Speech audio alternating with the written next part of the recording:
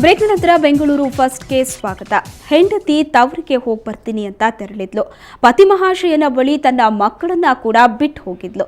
ಆದರೆ ಆಕೆಯ ಗಂಡ ಮಾತ್ರ ತನ್ನ ಮುದ್ದಾದ ಮಗಳ ಮೇಲೆ ತನ್ನ ಕಾಮತೀಟಿಯನ್ನ ತೀರಿಸಿಕೊಂಡಿದ್ದಾನೆ. ಅಂತಹ ಬಂಡ ತಂದೆ ಬಗ್ಗೆ ಹೇಳ್ತೀವಿ ಈ ಸ್ಟೋರಿಲಿ.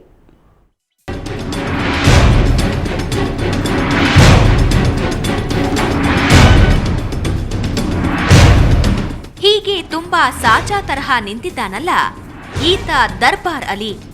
ಆಂಧ್ರ ಪ್ರದೇಶದ ಕಡಪ ಜಿಲ್ಲೆಯ ರಾಯಚೋಟಿಯವನು. ದುಡಿಯೋದು ಆತನಿಗೆ ಅಲರ್ಜಿ ಆದ್ರೂ ಆತ ರಸಿಕ ಮಹಾಶಯ. ತನ್ನ ಹೆಂಡತಿ ಜರೀನಾಗೆ 6 ಮಕ್ಕಳನ್ನ ಕರುಣಿಸಿಬಿಟ್ಟಿದ್ದ. 4 ಹೆಣ್ಣು 2 ಗಂಡು. 6 ಜನ ಮಕ್ಕಳಾದ ಮೇಲೆ ಇನ್ನೊಂದು ಮಗುವಿಗೆ ಹೆಂಡತಿ ಗರ್ಭವತಿಯಾಗಿದ್ದಾಗ ತವರು ಮನೆ ಬೆಂಗಳೂರಿನ ಶಿವಾಜಿನಗರಕ್ಕೆ ಬಂದಿದ್ಲು. ಮಗಳು ಸಾಯಿರಾಳನ್ನ ಊರಿನಲ್ಲೇ ಬಿಟ್ಟು ಬಂದಿದ್ಲು. 11 ವರ್ಷದ ಸಾಯಿರಾ ಮೇಲೆಯೇ ಅಪ್ಪ ಅನಿಸಿಕೊಂಡಿರೋ ಈ ಕಾಮುಕ ತನ್ನ ಕಾಮ ತೃಷೆ ತೀರಿಸಿಕೊಂಡಿದ್ದಾನೆ. मेरा अब्बा को शाबान को मुझे 4 बार को गलीज कमा करे सो जान से मारा तू किसे तो बोले तो तेरे बच्चा सबको भी किसे बोलना न को तो 3 ತಿಂಗಳಲ್ಲಿ ಸಾಯಿರಾ ಮೇಲೆ 4 ಬಾರಿ ಅತ್ಯಾಚಾರವೆಸಗಿದ್ದ ತಂದೆ ದರ್ಬಾರ್ ಅಲಿ ತುಂಬಾ ಸಾಚಾತರ ಓಡಾಡ್ಕೊಂಡಿದ್ದ. ಆದ್ರೆ ಇನ್ನು ಪುಟ್ಟ ಬಾಲಕಿ ಸಾಯಿರಾ ತಂದೆ ಕಿರುಕುಳ ತಾಳಲಾರದೆ ಅಮ್ಮನ ಬಳಿ ಅಪ್ಪನ ಕೀಚಕತನವನ್ನ ಬಾಯ್ಬಿಟ್ಟಿದ್ದಾಳೆ. నాకు భయపెట్టినాడమ్మా, గడి పెట్టేసినాడు, నేనేం చేయలేను, దిక్కు తెలీదు నాకు, గొమ్ము పనుకోమే అన్నాడు. నేను పనుకుని ఏం చేయాలమ్మా నేను ఆ టైంలో అర్ధరాత్రి అందరూ పనుకొని ఉంటారు. 12 గంటలు 11 గంటలకు దాకా ఆ ఊర్లో తొందరగా పనుకుంటారు.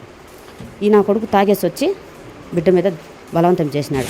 ಮಗಳ ಮೇಲೆ ನಡೆಸಿದ ಕಾಮದ ತೃಷಿಯನ್ನ ತಂದೆ ದರ್ಬಾರ್ ಅಲಿ ನಾಚಿಕೆ ಇಲ್ಲದೆ ಒಪ್ಕೊಂಡಿದ್ದಾನೆ. నా సొంత పూచితోనే చేసినాను. 4 సార్లు. ఏమీ అనిపిస్తుంది మీకు? తాగి మత్తులో చేసినాను సార్.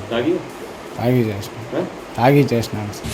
ತಂದೆಯ ಕಾಮ ಪಿಶಾಚಿತನಕ್ಕೆ ರೊಚ್ಚಿಗೆದ್ದ ಪತ್ನಿ ಮತ್ತು ಆಕೆಯ ಸಂಬಂಧಿಕರು ಪೊಲೀಸರ ಮೊರೆ ಹೋಗಿದ್ದಾರೆ. ಸದ್ಭಾವನಾ ಸಂಘಟನೆಯವರು ಪಾಪಿ ತಂದೆಯ ವಿರುದ್ಧ ಹೋರಾಡಲು ಕುಟುಂಬದವರ ನೆರವಿಗೆ ನಿಂತಿದ್ದಾರೆ. ರವಿಕುಮಾರ್, ಕ್ರೈಮ್ ಬ್ಯೂರೋ, ಸುವರ್ಣ ನ್ಯೂಸ್ 24/7 ಬೆಂಗಳೂರು. ಬೆಂಗಳೂರಿನಲ್ಲಿ ನೀರಿಗಾಗಿ ಜನರ ಪರದಾಟ ಜೋರಾಗಿದೆ. ಅದರಲ್ಲೂ ಹೊಸದಾಗಿ ಪಾಲಿಕೆಗೆ ಸೇರಿದ ವಾರ್ಡ್ಗಳಲ್ಲಿನ ನೀರಿನ ಸ್ಥಿತಿ ಆ ದೇವರಿಗೆ ಪ್ರೀತಿ.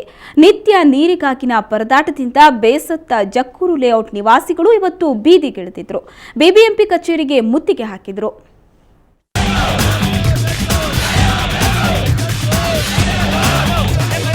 ಖಾಲಿ ಕೂಡ ಹಿಡ್ಕೊಂಡು ರ್ಯಾಲಿ ನಡೆಸ್ತಾ ಇರೋ 100 ಜನ.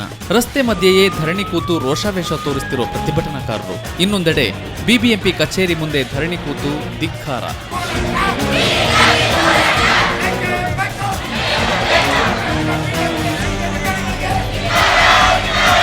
ಹೌದು, ಇವತ್ತು ಜಕ್ಕೂರು ನಿವಾಸಿಗಳ ಪಿತ್ತ ನೆತ್ತಿಗೇರಿತು. ನೀರಿಗಾಗಿ ಓಡಾಡಿ ಓಡಾಡಿ ಬೇಸತ್ತ ಇವರು ಪ್ರತಿಭಟನೆ ದಾರಿ ಹಿಡಿದಿದ್ರು.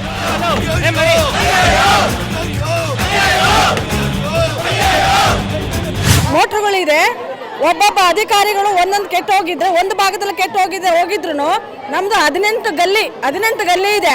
11 ಬೋರ್ವೆಲ್ಗೆ 18 ಗಲ್ಲಿಗೆ ನೀರಿಂದ ಏನು ಕಷ್ಟ ಇಲ್ಲ. ಅವ್ರವ್ರು ಏನೇನು ಮಾಡ್ತಾ ಇದ್ದಾರೋ ಗೊತ್ತಿಲ್ಲ. ಮೋಟರ್ಗಳನ್ನೇ ಕದ್ದು ಮಾರಾಟ ಮಾಡ್ತಾರೋ ಗೊತ್ತಿಲ್ಲ.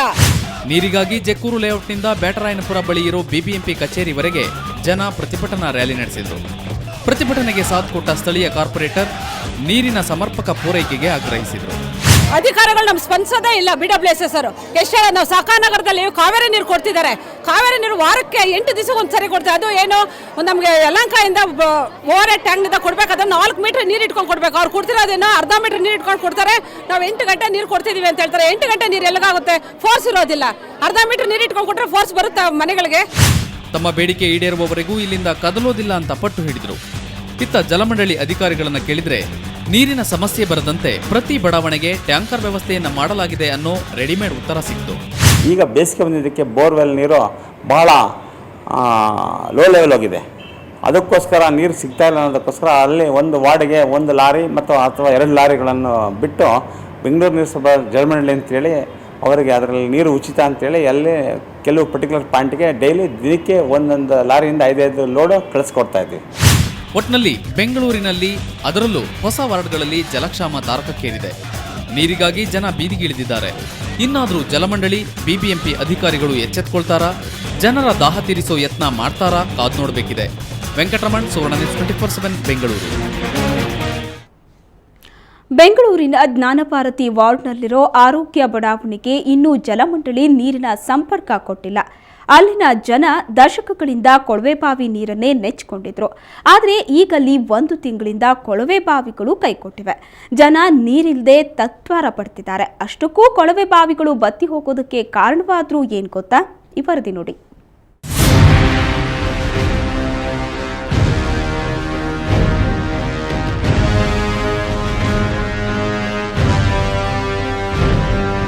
ಇದು ಜ್ಞಾನಭಾರತಿ ವಾರ್ಡ್ನ ಆರೋಗ್ಯ ಬಡಾವಣೆ. ಸ್ಥಿತಿವಂತರೇ ಇರುವ ಬಡಾವಣೆ. ಜಲಮಂಡಳಿಯು ಇಲ್ಲಿಗಿನ್ನೂ ನೀರು ಪೂರೈಕೆ ಶುರು ಮಾಡಿಲ್ಲ. ಆದರೆ ನಿವಾಸಿಗಳು ತಮ್ಮ ತಮ್ಮ ಮನೆಗಳಲ್ಲಿ ಕೊಳವೆ ಬಾವಿಗಳನ್ನು ಕೊರೆಸಿ ದಶಕಗಳಿಂದ ನೀರಿನ ಕಷ್ಟದಿಂದ ತಪ್ಪಿಸಿಕೊಂಡಿದ್ರು. ಆದರೆ ಈಗ ಏಕಾಏಕಿ ಕೊಳವೆ ಬಾವಿಗಳು ಬಂದಾಗ್ಬಿಟ್ಟಿವೆ. ಬಡಾವಣೆಯ ಕೊಳವೆ ಬಾವಿಗಳು ಬಂದಾಗಿರುವುದಕ್ಕೆ ಕಾರಣ ಮತ್ತೊಂದು ಕೊಳವೆ ಬಾವಿ. ಇಲ್ಲಿ ಹೊಸ ಕೊಳವೆ ಬಾವಿಯೊಂದನ್ನು ಕೊರೆಯಲಾಗಿದ್ದು ಅದರಿಂದಲೇ ಉಳಿದ ಕೊಳವೆ ಬಾವಿಗಳಲ್ಲಿ ನೀರು ಬರ್ತಿಲ್ಲ ಅನ್ನೋದು ಸ್ಥಳೀಯರ ಆರೋಪ. ನೀರು ಕೊಡೋಕ್ಕೆ ಶುರು ಮಾಡಿದ್ಮೇಲಿಂದ 3 ರೋಡಲ್ಲೂ ನೀರಿಲ್ಲ. ಜೊತೆಗೆ ನಮ್ಮನೆಯಲ್ಲಿ ಇಷ್ಟು ದಿನ ಬರ್ತಿತ್ತು, ಈಗ ನಮ್ಮನೆಯಲ್ಲೂ ಕೆಂಪು ನೀರು ಬರೋಕ್ಕೆ ಶುರುವಾಗಿದೆ. ನಿನ್ನೆಯಿಂದ ಪಾಪುಗೆ ಆ ಕೆಂಪು ನೀರನ್ನೇ ಕಾಯಿಸ್ಕೊಡ್ತೀನಿ. ಈಗ ಲೂಸ್ ಮೋಷನ್ ಶುರುವಾಗಿದೆ ಪಾಪುಗೆ. ಇದರಿಂದ ಕುಪಿತಗೊಂಡ ಸ್ಥಳೀಯರು ಹೊಸ ಕೊಳವೆ ಬಾವಿಯ ಮಾಲೀಕನ ಮನೆಗೆ ಘೇರಾವ್ ಹಾಕಿದ್ರು. ಟ್ಯಾಂಕರ್ಗಳಿಗೆ ನೀರು ಮಾರಾಟ ಮಾಡ್ತಿರೋದ್ರ ಬಗ್ಗೆ ಕಿಡಿಕಾರಿದ್ರು. ಆದರೆ ಮಾಲೀಕ ಮಾತ್ರ ಸ್ಥಳೀಯರ ಒತ್ತಡಕ್ಕೆ ಮಣಿಯಲೇ ಇಲ್ಲ.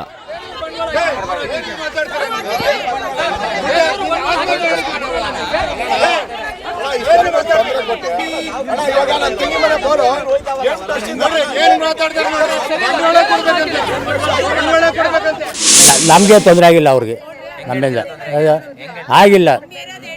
ನಾವು ನಿಮ್ಮೇಲೆ ಆಗಿಲ್ಲ, ನನ್ನ ನೀರು ಬೋರ್ ಹಾಕೊಂಡಿದ್ದೀನಿ. ಏನಾಗಿಲ್ಲ, ನಮ್ಗದು ಸಂಬಂಧವೇ ಇಲ್ಲ. ಏನೋ ಬಿ ಪಿ ಒಂದು 10 ಲೋಡ್ ಕೊಡ್ತಾ ಇದ್ದಾರೆ. ಹಾಂ, ಬಿ ಪಿ ಎಂಪರ್ ಮಾತ್ರ ನಮ್ಮದು ಹೊಡೆಯೋದು. ಈಗೆಲ್ಲ ಕರೆಂಟ್ ಇಲ್ಲ ಅಂತ ಬಂದಾರೆ ಅಷ್ಟೇ 2 ಗಾಡಿ. ಇನ್ಯಾವ ಕೊಡಲ್ಲ, ನಾವು ಬೇರೆಯವ್ರಿಗೆ ಕೊಡಲ್ಲ. ಏನೇ ಆಗಲಿ, ದಶಕಗಳಿಂದ ಗಂಗೆಯಂತೆ ನೀರು ಹರಿಸ್ತಿದ್ದ ಕೊಳವೆ ಬಾವಿಗಳ ಬಾಯಿಗೆ ಈಗ ಬೀಗ ಬಿದ್ದಿದೆ. ನೀರಿನ ತತ್ವಾರ ಅನುಭವಿಸಿರದ ಜನಕ್ಕೆ ಈಗ ಆಕಾಶವೇ ಕಳಚಿ ಬಿದ್ದಂತಾಗಿದೆ. ಮೊದಲೇ ಜಲಮಂಡಳಿ ನೀರಿಲ್ಲ, ಈಗ ಕೊಳವೆ ಬಾವಿ ನೀರು ಸಿಗ್ತಿಲ್ಲ. ಸ್ಥಳೀಯರು ಪಾಲಿಕೆ ಮೊರೆ ಹೋಗಲು ನಿರ್ಧರಿಸಿದ್ದಾರೆ. ಮಸೂದ್, ಸುವರ್ಣ ನ್ಯೂಸ್ 24/7 ಬೆಂಗಳೂರು. ಇವತ್ತು ಬಿಬಿಎಂಪಿ ಮಾಸಿಕ ಸಭೆ ನಡೆಯಿತು. ಪಾಲಿಕೆ ಸಾಲ ಪಡೆದ ವಿಚಾರ, ಮಾಲ್ ಮೋಸ ಮಾಡ್ತಾ ಇರೋ ವಿಚಾರ ಸೇರಿದಂತೆ ಸಭೆಯಲ್ಲಿ ಹಲವು ಗಂಭೀರ ವಿಷಯಗಳ ಕುರಿತು ಚರ್ಚೆ ನಡೆಯಿತು. ಚರ್ಚೆಯ ಹೈಲೈಟ್ಸ್ ಇಲ್ಲಿದೆ.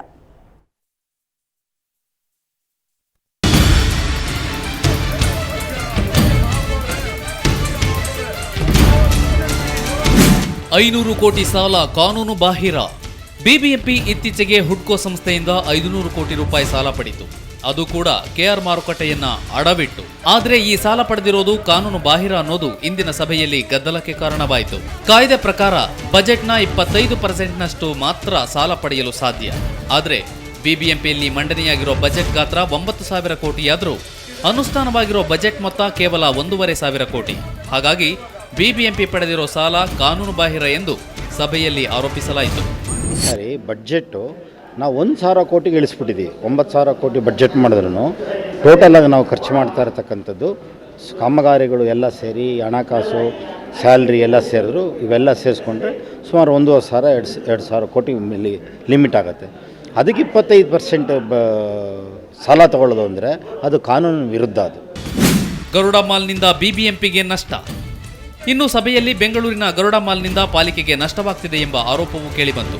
ಪಾಲಿಕೆ ಹಾಗೂ ಮಾಲ್ ಸಹಭಾಗಿತ್ವದಲ್ಲಿ ಮಾಲ್ ನಿರ್ಮಿಸಲಾಗಿದ್ರೂ ಮಾಲ್ ಮಾಲೀಕರು ಪಾಲಿಕೆಗೆ ಸರಿಯಾಗಿ ಹಣ ಸಂದಾಯ ಮಾಡುತ್ತಿಲ್ಲ ಎನ್ನಲಾಗಿದೆ. ಅಷ್ಟೇ ಅಲ್ಲದೆ ಮಾಲ್ ವತಿಯಿಂದ ಪರವಾನಗಿ ನವೀಕರಣಕ್ಕೆ ಅರ್ಜಿ ಬಂದಿದ್ರೂ ಸಹ ಅಧಿಕಾರಿಗಳು ನವೀಕರಣ ಮಾಡದೆ ಪಾಲಿಕೆಗೆ ನಷ್ಟ ಉಂಟು ಮಾಡ್ತಿದ್ದಾರೆ ಎಂದು ವಿಪಕ್ಷಗಳು ಆರೋಪಿಸಿದವು. ಈ ಮಹಾಲ್ನ ಒಂದು ವಿಚಾರದಲ್ಲಿ ಏನು ನಮ್ಮ ಅಗ್ರಿಮೆಂಟ್ಸ್ಗಳಾಗಿದೆ ಅದನ್ನು ರಿನ್ಯೂವಲ್ ಮಾಡಿಕೊಡುವಂತಹ ಕರ್ತವ್ಯ ಬೃಹತ್ ಬೆಂಗಳೂರು ಮಹಾನಗರ ಪಾಲಿಕೆದು.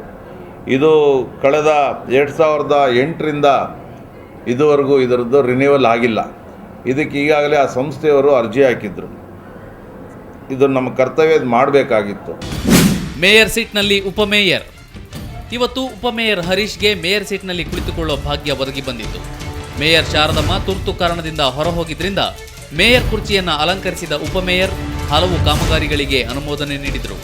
ಈ ನಡುವೆ ಸಭೆಯಲ್ಲಿ ಪಾರ್ಕಿಂಗ್ ಕಾಮಗಾರಿ, ನೂತನ ಬಸ್ ಸ್ಟ್ಯಾಂಡ್ ನಿರ್ಮಾಣ ಕಾಮಗಾರಿಗೆ ಅನುಮೋದನೆ ನೀಡಲಾಯಿತು. ಒಟ್ನಲ್ಲಿ ಇಂದಿನ ಸಭೆಯಲ್ಲಿ ಕೆಲವು ಪ್ರಮುಖ ವಿಚಾರಗಳು ಚರ್ಚೆಯಾದವು. ಆದರೆ ಅನುಮೋದನೆಗೊಂಡ ಕಾಮಗಾರಿಗಳು ಇದೇ ವರ್ಷ ಅನುಷ್ಠಾನವಾಗುತ್ತಾ ಅಂತ ಕಾದು ನೋಡಬೇಕು. ಅಶ್ವಿನಿ, ಸುವರ್ಣ ನ್ಯೂಸ್ 24/7 ಬೆಂಗಳೂರು. ನೀವು ದೇಶವನ್ನ ಪ್ರೀತಿಸ್ತೀರಾ? ಹಾಗಿದ್ರೆ ಸೇನೆಯನ್ನ ಸೇರಿ. ಇಂಥದೊಂದು ಸಂದೇಶವನ್ನ ಸಾರ್ತಾ ಬೆಂಗಳೂರಿಗೆ ಬಂದಿದ್ದಾರೆ ಸೈನಿಕರು. ಚೆನ್ನೈನಲ್ಲಿರೋ ಭಾರತೀಯ ಸೇನಾ ತರಬೇತಿ ಸಂಸ್ಥೆಗೆ 50ನೇ ವರ್ಷಕ್ಕೆ ಕಾಲಿಡಲಿದೆ. ಈ ಸಂಸ್ಥೆಯ ಬಗ್ಗೆ, ಸೈನ್ಯದ ಬಗ್ಗೆ ಜನರಲ್ಲಿ ಅರಿವು ಮೂಡಿಸೋದಕ್ಕೆ ಅಲ್ಲಿ ತರಬೇತಿ ಪಡಿತಾ ಇರುವಂತಹ 10 ಯುವಕರು, 2 ಯುವತಿಯರು ಬೈಕ್ಗಳಲ್ಲಿ ದಕ್ಷಿಣ ಭಾರತ ಪ್ರವಾಸ ಮಾಡ್ತಿದ್ದಾರೆ. ಇವತ್ತು ಬೆಂಗಳೂರಿಗೆ ಬಂದಿದ್ದ ಈ ತಂಡವನ್ನ ಟ್ರಿನಿಟಿ ಸರ್ಕಲ್ನಲ್ಲಿರೋ ಮೇಘದೂತ್ ಟಿವಿಎಸ್ ಶೋರೂಮ್ನಲ್ಲಿ ಅಭಿನಂದಿಸಲಾಯಿತು. ಟಿವಿಎಸ್ ಸ್ಟಾರ್ ಸಿಟಿ ಬೈಕ್ಗಳಲ್ಲಿ ಪ್ರವಾಸ ಮಾಡ್ತಾ ಇರೋ ಈ ತಂಡ ದಕ್ಷಿಣ ಭಾರತದ ರಾಜ್ಯಗಳಾದ ಕರ್ನಾಟಕ, ಕೇರಳ, ತಮಿಳುನಾಡುಗಳಲ್ಲಿ ಸಂಚರಿಸಿ ಸೈನ್ಯದ ಬಗ್ಗೆ ಅರಿವು ಮೂಡಿಸಲಿದ್ದಾರೆ.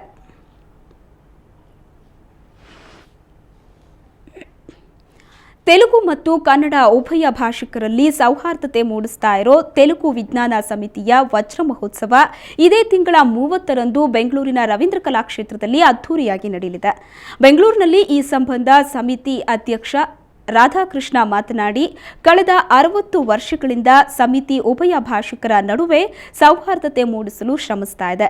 ಅಲ್ಲದೆ ಕಾರ್ಯಕ್ರಮದಲ್ಲಿ ತೆಲುಗು ಹಾಸ್ಯ ನಟ ಬ್ರಹ್ಮಾನಂದಂ, ಚಿತ್ರ ನಿರ್ಮಾಪಕ, ನಿರ್ದೇಶಕ ದಾಸರಿ ನಾರಾಯಣರಾವ್ಗೆ ಶ್ರೀಕೃಷ್ಣದೇವರಾಯ ಪ್ರಶಸ್ತಿ ನೀಡಿ ಸನ್ಮಾನಿಸಲಾಗುವುದು ಅಂತ ತಿಳಿಸಿದರು.